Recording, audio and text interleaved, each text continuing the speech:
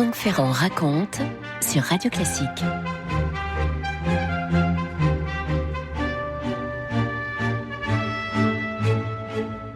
Nous sommes à Rome à la fin du IIe siècle de notre ère. Ça, c'est assez général. Si on veut être plus précis, nous sommes aux alentours de minuit entre le 31 décembre 192 et le 1er janvier 193. Ah oui, là, c'est nettement plus précis.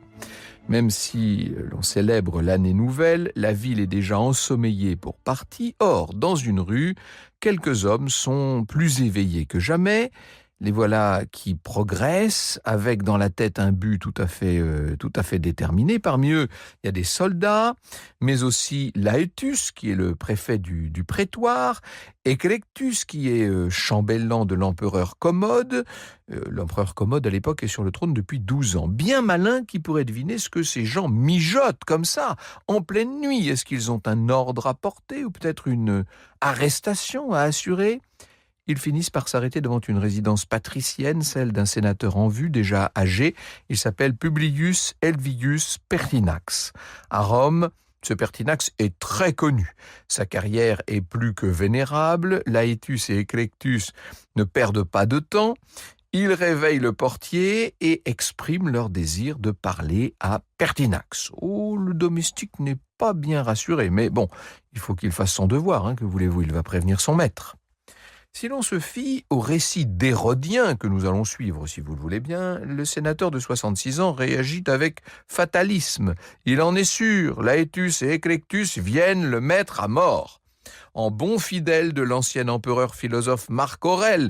Marc Aurèle, entre parenthèses, était le père de l'empereur Commode. En fidèle de Marc Aurèle, qu'il a très bien connu, Pertinax maîtrise ses émotions. Il faut l'imaginer sur son lit, la barbe longue, les cheveux frisés, beaucoup d'embonpoint, nous dit le chroniqueur. C'est en tout cas son portrait dans l'histoire d'Auguste. Il fait rentrer les intrus dans sa chambre et il leur lance avec ce qu'on doit pouvoir appeler de la grandeur. Je m'attendais toutes les nuits à un pareil sort. Je restais seul des amis de Marc Aurèle et je ne comprenais pas pourquoi son fils différait si longtemps de me réunir à eux. Exécutez vos ordres. Délivrez-moi pour toujours d'une incertitude plus cruelle que la mort. On est en pleine tragédie antique, là. Eh bien, en fait, non, pas tout à fait, puisque Laetus s'empresse de détromper Pertinax. Concevez des espérances qui répondent au mérite de vos grandes actions, lui dit-il. Nous sommes bien éloignés d'avoir aucun dessein contre votre personne.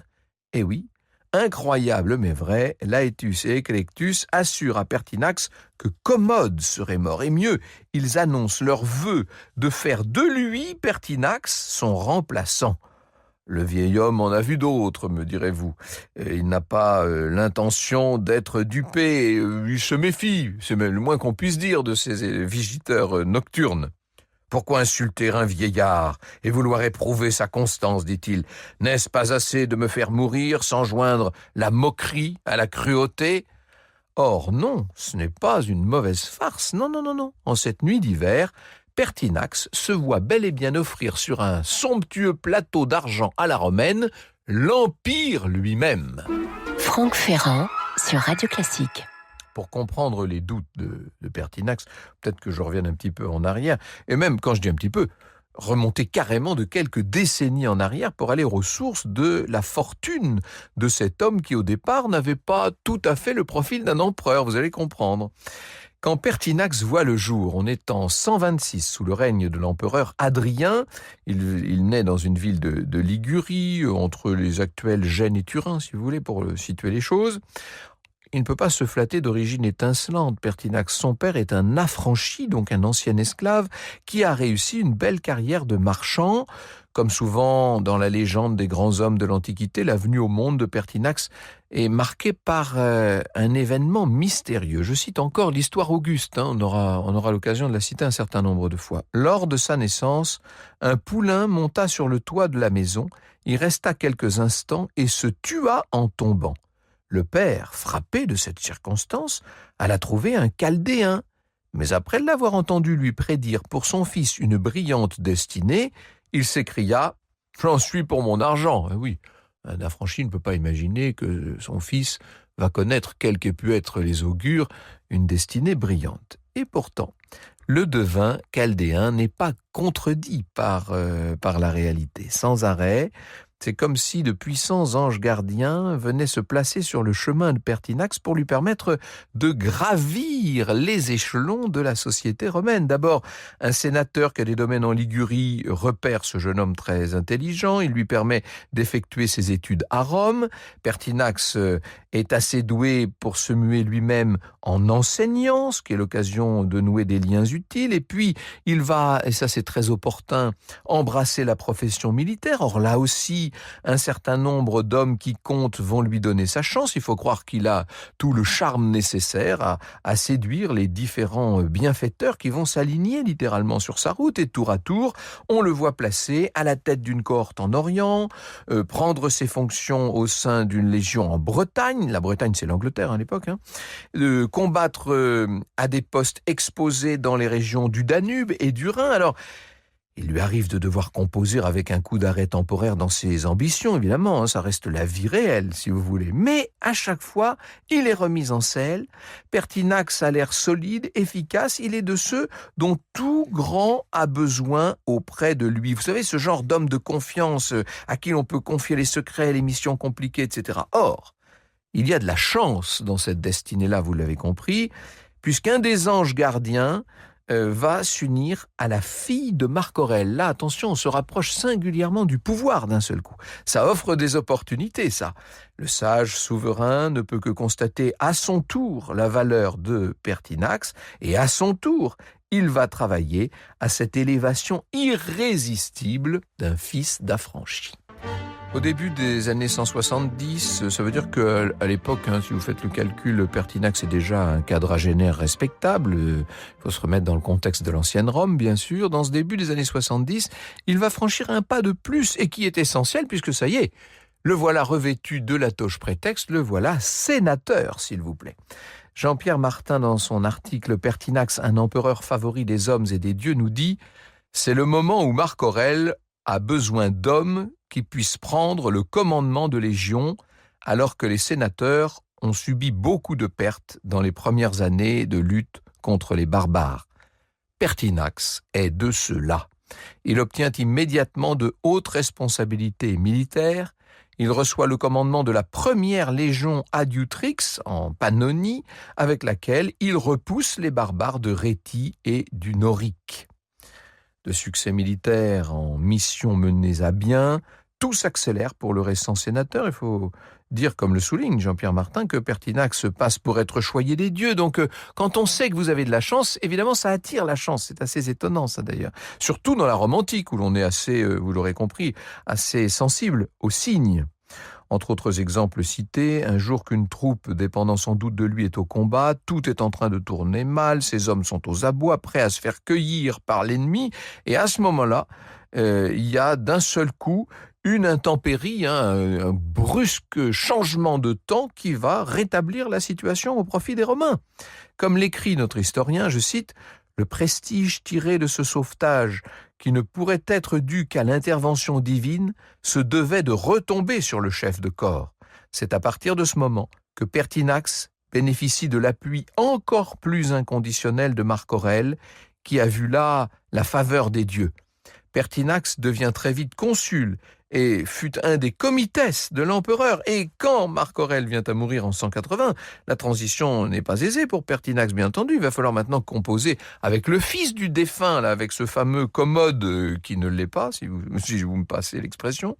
Là encore, après avoir été écarté entre 182 et 85, Pertinax revient sur le devant de la scène et Commode va même se mettre à lui confier des postes et des missions sensibles. Vous voyez que personne, d'une certaine manière, n'aura été étranger à l'espèce de bonnes ondes, à l'espèce de chance qui accompagne partout Pertinax. Confiance bien placée de la part de l'empereur, à un moment où des désordres traversent l'armée, des opposants du jeune Commode proposent à Pertinax de le remplacer sur le trône. voyez que déjà on lui avait fait cette proposition et le général décline l'offre. Il faut bien reconnaître néanmoins que Commode est de plus en plus incontrôlable. Divers complots ratés vont stimuler ce qui est une véritable paranoïa. Ce sera la maladie générale de la plupart des empereurs de Rome, cette paranoïa en même temps alimentée par l'exemple. Et au fil des années, même si comme toujours on ne sait pas jusqu'où croire les sources, Commode s'assure une place au panthéon des empereurs dérangés, si l'on peut dire. Hérodien nous dit, je continue à suivre Hérodien, pourquoi pas, il montra de la défiance pour tout le monde. Il commit meurtre sur meurtre, ajoutant aisément foi à toutes les calomnies, n'admettant plus en sa compagnie les gens de qualité et renonçant à manifester quelque ardeur pour le bien. Nuit et jour, son âme était l'esclave de ses plaisirs physiques. L'atmosphère devient vraiment irrespirable à Rome. Voilà que Commode se veut un autre Hercule, et puis on le voit paraître en tenue de gladiateur, vous savez. Il va organiser des divertissements sur mesure pour prouver son habileté, sa force. Il se laisse aller à des démonstrations dans l'arène qui laissent le public pantois. Vous imaginez, on n'a jamais vu un empereur se présenter au milieu de ses esclaves, parmi les esclaves que sont les gladiateurs. Je cite Dion Cassius, qui donne un exemple des agissements de l'empereur Commode. Après avoir tué une autruche et lui avoir coupé la tête, il s'avança vers l'endroit où nous, et quand il dit nous, ce sont les membres du Sénat, où nous étions assis et, tenant cette tête dans sa main gauche, tandis que de la droite il brandissait l'épée ensanglantée, il ne prononça aucune parole et remua la tête en ouvrant la bouche comme pour nous montrer qu'il pouvait nous en faire autant. La scène c'est curieux parce que c'est une scène qui est racontée par un grand chroniqueur de l'Antiquité. On a l'impression de la vivre. Elle est là, presque intacte 2000 ans plus tard. Face à ces frasques, face aux violences dont les sénateurs sont une cible privilégiée, Pertinax a toutes les raisons d'avoir peur, bien entendu. Et cependant, au moins en apparence, il semble s'en tenir au devoir de ses charges. Il est consul en 192. Pour d'autres, les excès et surtout les menaces de l'empereur doivent cesser. Il faut vraiment trouver une solution. Et voilà comment on en arrive à cette fameuse soirée du 31 décembre 192 où tout va basculer, n'est-ce pas ? Tout va basculer dans l'histoire de l'Empire romain, mais tout va basculer aussi dans celle de Pertinax. Un complot a lieu à la maison Vecchiliane où loge Commode après la découverte d'une liste de personnes que l'empereur avait l'intention de faire tuer.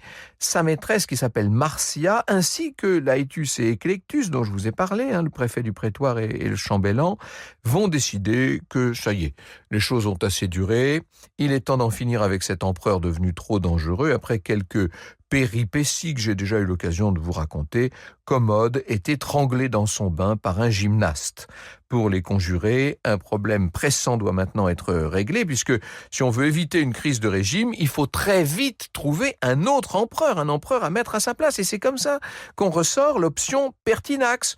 Il y a une autre version qui dit que Pertinax aurait fait partie du complot, très difficile à savoir évidemment. Quoi qu'il en soit, il paraît logique qu'on ait pensé à ce fils d'affranchi, modeste, aguerri, estimé de tous, et comme cela a été relevé, supposé être l'ami des dieux. Est-ce qu'être l'ami des dieux va lui suffire ? Voilà la question. Alors bon, Commode est assassiné, mais une fois cet assassinat opéré, Laetus et Eclectus courent en pleine nuit proposer l'Empire à Pertinax. Voilà comment nous avons commencé ce récit. Le vieil homme finit donc par accepter, ce qui évidemment à ses yeux reste quand même une opportunité pour le moins sidérante. Dès lors, il faut faire vite pour divulguer sans heurts le décès de l'empereur et le placer, lui, sur le trône. Rapidement, tout est organisé pour que la population soit mobilisée derrière Pertinax. Il faut aussi s'attacher les soldats prétoriens, sans qui rien n'est possible. Ce n'est pas simple tout ça, parce que Commode les a très bien traités, ces gardes prétoriens. Donc ils pourraient se venger de la mort de leur maître. Évidemment, la ferveur populaire que l'on constate dans toutes les rues va finir par convaincre les derniers partisans de Commode du défunt Commode, devrais-je dire. On met aussi un petit peu d'huile dans les rouages avec ce qu'on appelle un donativum, c'est-à-dire on donne de l'argent aux gens, tout simplement. Il s'agit ensuite de séduire le Sénat, et ça, c'est évidemment pour Pertinax la première grande épreuve. Je cite de nouveau Hérodien, et je précise, parce que sinon on ne comprendrait pas aussi ce que nous raconte Hérodien, que cet historien antique est favorable à notre Pertinax. Ce n'était pas pour sa vie qu'il appréhendait, nous dit-il. Il avait soutenu sans pâlir de bien plus grands périls, mais il ne savait encore que penser d'un changement si subit.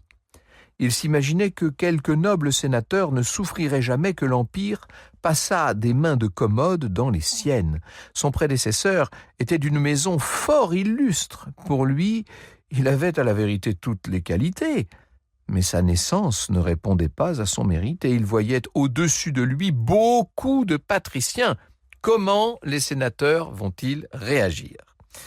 Le matin du 1er janvier 193, nous raconte Pierre-Louis Lancel qui a préparé toute cette émission, Pertinax est là, au Sénat, devant tous ces politiciens rassis, et plutôt que d'adopter une attitude conquérante, il va se montrer très déférent, pas ambitieux pour un sou.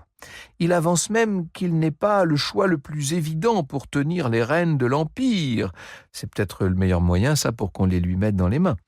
De ce jour, il s'installe à la tête de l'Empire, et cet Empire, disons-le, en a assez des crises et il est avide de passer à autre chose. Alors Pertinax se met au travail. C'est comme ça qu'il va présenter les choses aux sénateurs. Et c'est comme ça qu'il est accepté. Ça se traduit tout ça par des actes forts, y compris sur des sujets sensibles comme la politique agraire, l'assainissement du budget, la condamnation post-mortem de Commode. Alors il y en a qui applaudissent, il y en a d'autres qui grognent, y compris, et c'est toujours risqué, parmi ceux dont a dépendu l'accession de Pertinax au pouvoir. Mais en tout cas, bon an, mal an, cet empereur semble tout à fait à la hauteur des responsabilités qu'on vient de lui confier. Franck Ferrand sur Radio Classique. Dans l'histoire générale de l'Empire romain, Paul Petit écrit « Pertinax voulut remettre de l'ordre dans l'État et les finances et sembla préoccupé par la crise économique. Mais il mécontenta Laëtus. » Vous vous rappelez que Laëtus était un des deux qui était venu le chercher chez lui, là, en pleine nuit. Laëtus qui espérait le dominer et les prétoriens dont il tardait à satisfaire les exigences. Pertinax constate la menace qui l'entoure sans cesse. Il y a pas mal de complots qui seront éventés, mais enfin tout de même, l'auteur de l'Histoire Auguste, qui dresse un portrait plus défavorable de Pertinax, nous le décrit comme incertain, fébrile. Il assure qu'un jour, alors qu'il est dans son bain, l'empereur croit apercevoir un homme qui le menace d'un glaive. 3 jours après, le 28 mars 193, d'obscurs présages se seraient accumulés, entre autres pendant un sacrifice des charbons ardents qui s'éteignent devant l'empereur et on n'aurait pas réussi à les réembraser, ces charbons. Les vents contraires, à l'évidence, soufflent fort. Le même jour, on est donc le 28 mars 193, Pertinax, dans son palais, voit soudain des membres de son entourage entrer dans ses appartements. Ça y est, c'est l'insurrection prétorienne, en tout cas c'est ce qu'ils disent. Le palais est attaqué, il est déjà investi. Selon Hérodien, l'empereur réagit avec courage. Au lieu de s'échapper, il entend se présenter face à ces insurgés, venus l'épée nue et la pique baissée. Il espère leur en imposer ou au moins les persuader de renoncer. Il apparaît donc devant les envahisseurs armés et le voilà qui se lance dans un discours de grandes paroles, des assurances, des principes. Certains rebelles ont l'air sensibles à ce qui est dit, mais d'autres estiment que Pertinax a fait son temps, qu'il a trop parlé. Alors, ils approchent du vieil homme et font jaillir son sang sur le sol du palais. Vous voyez que ça n'aura pas duré longtemps. Quelques instants vont régler l'affaire. Celui qu'on disait choyer des dieux va rendre l'âme après moins de 3 mois de règne. Et voilà peut-être pourquoi on parle si peu de cet empereur de Rome dont le nom s'est un petit peu perdu dans la nuit des temps. Quant au trône, les prétoriens, littéralement, vont le mettre aux enchères. L'Empire peut maintenant sombrer dans la guerre. Réflexion faite, contrairement à ce que je vous ai dit tout à l'heure, oui, c'était bien une tragédie à l'antique qui était en train de se dérouler. Vous écoutez Radio Classique.